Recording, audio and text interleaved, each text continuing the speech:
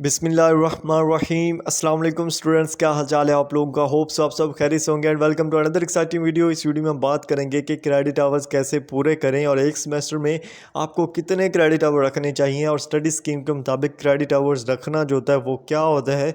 जो आप मिस्टेक्स करते हो उनको हल करेंगे इसी वीडियो में। वीडियो एंड तक देखिएगा।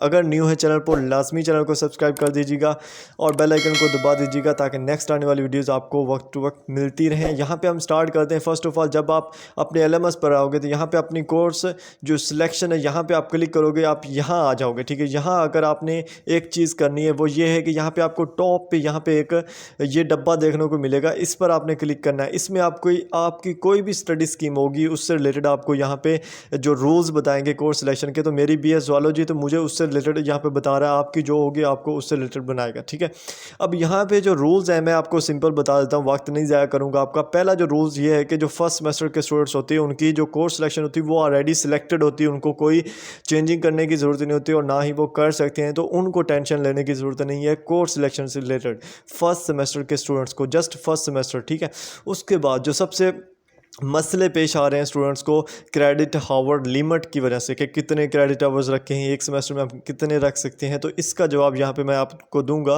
पहली चीज़ तो ये है कि जब आप न्यू एडमिशन लेते हो तो आपका जो फर्स्ट और सेकंड सेमेस्टर होता है उसमें जो आपको मैक्सिमम क्रेडिट आवर्स दिए जाते हैं वो होते हैं 18। ठीक है, समझ आ रही है, 18 क्रेडिट आवर्स दिए जाते हैं। और उसमें भी आपने कभी नोट किया हो, कभी आपके जो बुक्स के क्रेडिट आवर्स जो बन रहे होते हैं वो कभी 16 होते हैं कभी 15 होते हैं, पूरे 18 मुश्किल से ही होते हैं। ठीक है, तो ये चीज़ है। अब दूसरी चीज़ मैं आपको ये डिटेल से आगे ना लाइव दिखाता हूँ कैसे मैं आपको बता रहा हूँ ना। ठीक है, स्टडी स्कीम के मुताबिक। उसके बाद जो थर्ड सेमेस्टर होता है या उससे आगे के जितने भी सेमेस्टर्स होते हैं उनमें जो आपके क्रेडिट आवर्स होते हैं वो भी 18 ही होते हैं। लेकिन अगर कोई ऐसा स्टूडेंट है जिसकी जो CGPA वो 3 से ज़्यादा है तो उसको जो मैक्सिमम क्रेडिट आवर्स है 21 दिए जाते हैं। ठीक है, ऐसा स्टूडेंट जो अच्छा हो पढ़ने वाला, जिसकी CGPA 3 से ज़्यादा हो, उसको 21 क्रेडिट आवर्स दिए जाएंगे।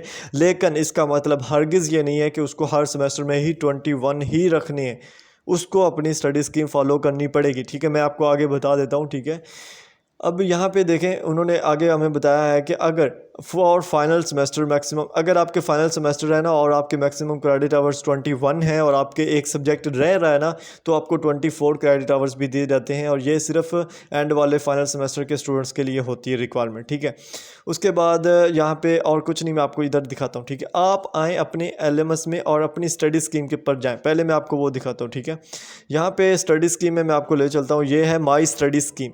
माई स्टडी स्कीम में आप जब जाते हो, ठीक है, यहाँ पे आपको आपके हर सेमेस्टर की बुक्स नज़र आती हैं और उनका पता चल जाता है कि कितनी आपको एक सेमेस्टर में बुक रखनी है। अब ये फॉर एग्जांपल यहाँ पे ये छठा सेमेस्टर है, इसमें मुझे जो क्रेडिट आवर्स और जो बुक्स दी गई हैं वो 5 हैं और इनके जो क्रेडिट आवर्स हैं वो ऑलमोस्ट 18 बनते हैं। ठीक है, 18 क्रेडिट आवर्स बनते हैं जो मुझे इस स्टडी स्कीम के मुताबिक अपने इस कोर्स सिलेक्शन में रखने हैं। तो मैं अपनी कोर्स सिलेक्शन में जाता हूँ। ठीक है, कोर्स सिलेक्शन में जाने के बाद मैं आपको यहाँ पे दिखाता हूँ कि जो मुझे क्रेडिट आवर्स दिए गए हैं ना, मैक्सिमम क्रेडिट लिमिट जो दी गई है वो कितनी है, 21 की है। मुझे तो 18 चाहिए, अब यहाँ पे 21 दिए गए, तो मैं 3 का क्या करूँगा?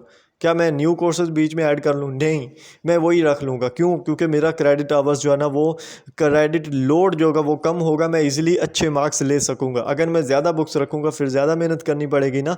तो ये चीज़ है, अगर आप अपनी स्टडी स्कीम के मुताबिक चलते हो, आपका BSIT है, BSCS है, कोई भी आपका है, उसमें मोस्टली आपकी जो क्रेडिट लिमिट होती है वो 18 होती है। अगर आपकी CGPA 3 से ज़्यादा हो तो 21 होती है और आपकी जो स्टडी स्कीम होती है उसमें जो आपकी क्रेडिट लिमिट होती है हर सेमेस्टर की वो जो मैक्सिमम होती है ना वो 18 ही होती है। मोस्टली में आपको देखने को मिल जाएगा 18 ही आपकी स्टडी स्कीम के मुताबिक होगी। ठीक है, तो आप स्टडी स्कीम को फॉलो कीजिएगा। यहाँ पे जो आपको क्रेडिट लिमिट दी गई है ये फाइनल क्रेडिट लिमिट नहीं है। ठीक है, अब मैं एक और क्वेश्चन आपका क्लियर कर देता हूँ। बहुत सारे स्टूडेंट्स का F ग्रेड होता है। ठीक है, जो F ग्रेड वाले हैं उनके लिए ये बेस्ट वर्क करती है। जब उनकी CGPA 3 से ज़्यादा होती है तो उनको 21 दिए जाते हैं। उनकी स्टडी स्कीम में 18 होते हैं, इधर उनको 21 है, तो वो साथ में एक सब्जेक्ट जो है ना उसको जो F ग्रेड वाला हो उसको साथ में रख के उसको अच्छे से कर सकते हैं। ठीक है। ये मैक्सिमम क्रेडिट लिमिट उनको ज़्यादा बेनिफिट देती है जिनके एफ़ ग्रेड्स होती हैं, और जो ऐसे ही इम्प्रूव करना चाहते हैं तो मैं उनके इम्प्रूव करने के हक़ में बिल्कुल नहीं हूँ। मैं चाहता हूँ कि वो अपने न्यू जो कोर्सेज़ हैं उन पर ज़्यादा मेहनत डालें और अच्छा ज़ोर लगाएं, उनको अच्छी रिस्पॉन्स मिलेगा, अच्छी CGP भी मिल जाएगी। ठीक है। अब एक और चीज़ है क्रेडिट लिमिट से ही मुतल्लिक़ मैं आपको बता देता हूँ, इधर मैंने लिखा था। ठीक है।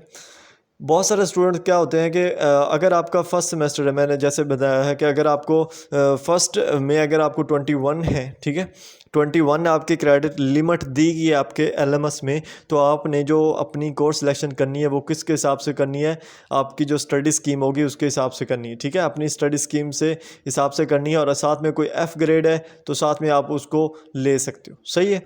और अगर आपकी जो क्रेडिट लिमिट है वो 18 दी गई है, तो आपके जो क्रेडिट 17 या 16 बन रहे होंगे ना, वो ठीक होंगे। ठीक है। बहुत सारे स्टूडेंट ये कहते हैं कि यहाँ पे एक क्रेडिट बच रहा है, या हमें 2 क्रेडिट आवर्स जो है ना वो मैक्सिमम जो हमारे पास है उसमें से बच रहे हैं, तो वो बचने ही है। ठीक है। वो बचने ही हैं, 3 भी बच जाते होते हैं। ठीक है। जो बच रहे हैं या ऊपर से फालतू में क्रेडिट आवर्स हैं उनकी आपको ज़रूरत नहीं है। ठीक है। आपको समझ आ रही है? मैं कह रहा हूँ कि अगर आपकी टोटल जो क्रेडिट लिमिट है वो मैटर नहीं करती, आपने अपनी स्टडी स्कीम को फॉलो करना है, और उसके मुताबिक अगर आपकी 21 है और 18 भी बन रहे हैं, ठीक है, क्रेडिट लिमिट जो आपकी स्टडी स्कीम के मुताबिक है वो 18 बन रहे हैं, तो बस सही है। जो 3 रह रहे हैं उनको छोड़ें। और इसी तरह अगर आपकी जो है ना वो 18 है क्रेडिट लिमिट और आपकी 17 या 16 बन रहे हैं, तो वो भी ठीक है। ठीक है। अब ये इतना बड़ा इशू नहीं है जितना स्टूडेंट को समझ में नहीं आता, और वो बनाया हुआ है, बहुत सारा इसमें क्वेश्चंस आए हैं इसी चीज़ को लेके। ठीक है।